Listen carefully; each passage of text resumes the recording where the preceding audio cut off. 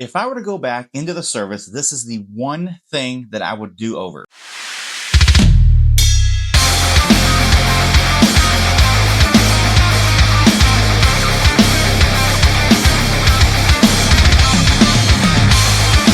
When you're young, you join the military, you're 18, 19, maybe 20 years old.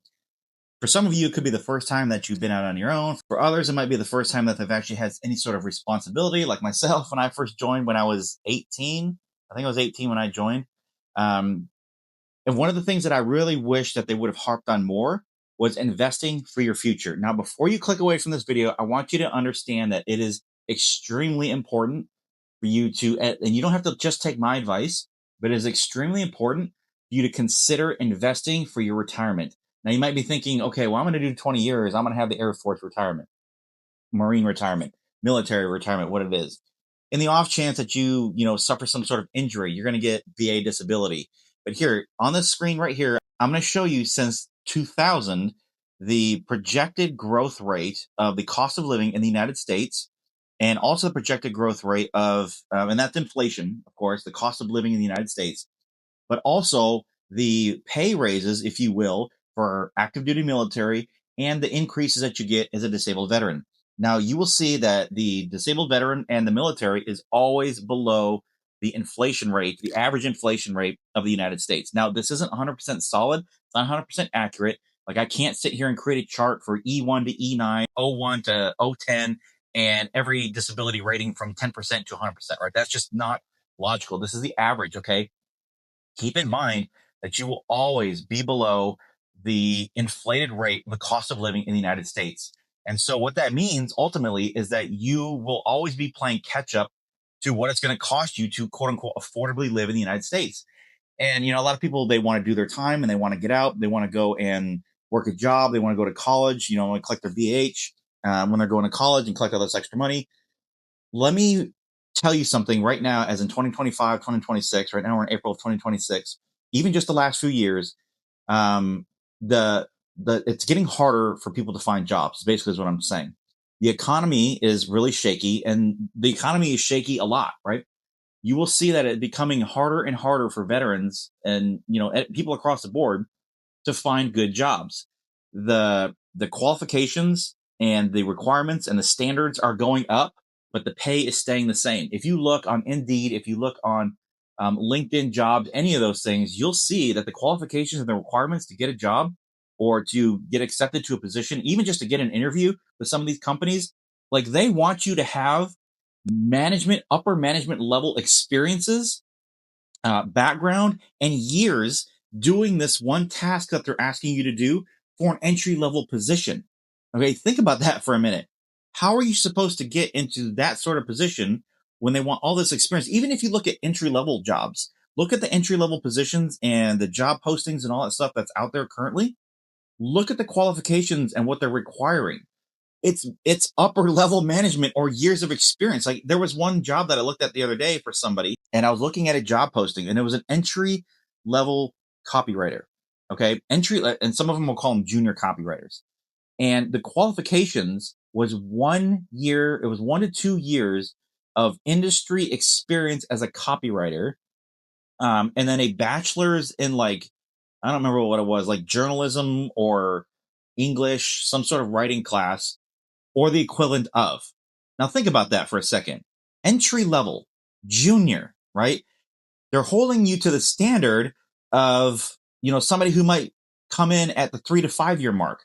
That's not an entry level. That's an intermediate type position. But I'm just saying this to show you that it's getting harder to find these jobs because money is tighter with companies. They are being more conscious about where they're spending their money, and business owners are looking for better quality candidates, and they're not willing to pay them better money, right, so to speak. And that probably sounds kind of funny, or the way that I just said that, but they want you to come in at this level, and they're still paying you at this level. So the reason why I say that is because don't expect, and this is the problem that a lot of military members have when they join, including myself. So I'm coming from experience. That they're going to do their time, they're going to get out, they're going to find a great job, and they're going to do what the old life was, or the old dream was of the American dream, was get a good job, work until you're old, and then retire comfortably if you're lucky. That's gone away. That dream is dead. You've got to seriously consider your retirement and your future. Okay. I am 40. How old am I? I'm 43. Okay. I'm about to be 44. And I got out 6 years active duty, 3 years in the reserves. I didn't invest in the TSP. I didn't do any sort of planning at all. None. I didn't even think about it for my retirement.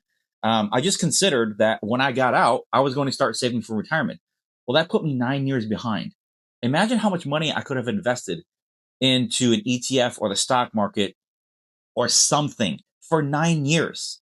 All right. That's almost a decade of time that I lost that I did not invest into anything at all. And I kick myself in the ass for that because, like most young military members, when they go in, I'm free. I get to do what I want with my own money. And the only things that are on my mind is spending money, buying cars, going out and drinking, buying new clothes, and doing all this stupid shit with money. And I get it, right? Because I was there.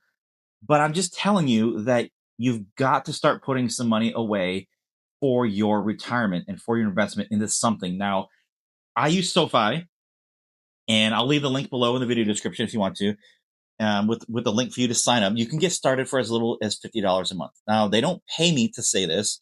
In full disclosure, you can get, well, for one, you can get started for as little as $50 a month. I think I just said that. But in full disclosure, it is my affiliate link, and I earn a small, tiny percentage of money at no additional cost to you. Okay.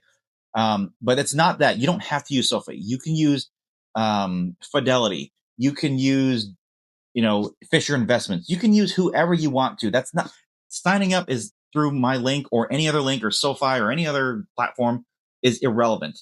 What is relevant is that you get started like literally today. Because you're just wasting time, and the money that you invest, if you have an automatic deduction every month, you're not going to miss it. You will not miss it. Maybe for the first couple months, you're going to notice that, a couple $100 or $100 comes out of your paycheck. You might feel that, because that'll be like $100 that I could have spent at the bar, which is, 4 drinks and a dinner nowadays. But after some time, you're not going to feel that anymore. The other thing that you need to do is that every single time you get a raise, you need to increase that contribution amount. Don't pocket it. If you get a 5% raise, which is almost unheard of in the military, right?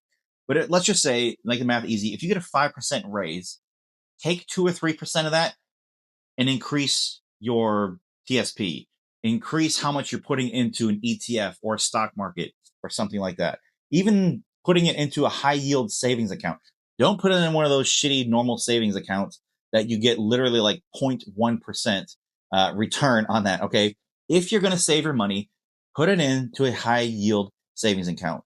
And I'm not going to get into that in this video. I'm really just wanting to talk to you about just planning in your mind. Like, you have got to start investing. You have to take this seriously, because, when I got out in 2010, right, my 9 years, 2010, when I finally separated completely, it was one of those things where I wish I had gone back and done it.